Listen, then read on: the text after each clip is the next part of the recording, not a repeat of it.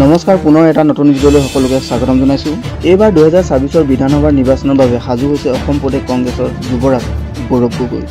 বিধানসভা নিৰ্বাচনত দলক সন্মুখৰ পৰাই নেতৃত্ব দিবলৈ সাজু হৈছে লোকসভাত কংগ্ৰেছৰ বিৰোধী উপদলপতি গৌৰৱ গগৈ।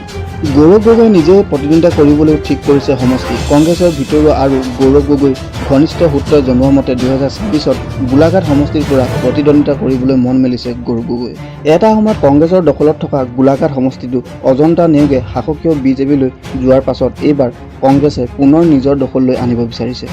গোলাঘাট সমষ্টি নিজৰ দখলত আনিবৰ বাবে ব্লুপ্ৰিণ্ট ৰচিছে খোদ গৌৰৱ গগৈয়ে। ইতিমধ্যে গৌৰৱ গগৈয়ে গোলাঘাট বিধানসভাৰ বিভিন্ন অঞ্চলৰ দলীয় কাম কাজ আৰম্ভ কৰিছে। মুঠতে গৌৰৱ গগৈ এতিয়া সাজু গোলাঘাটৰ বাবে।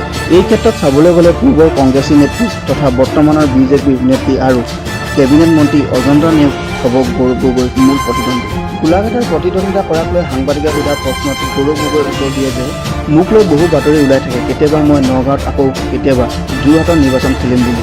দলে য'তেই দিয়ে মই তাতেই নিৰ্বাচন খেলিম। দলে যদি যোৰহাটত দিয়ে মই যোৰহাটতে খেলিম আৰু যদি জালুকবাৰীত দিয়ে তেনেহ'লে মই জালুকবাৰীতে নিৰ্বাচন খেলিম।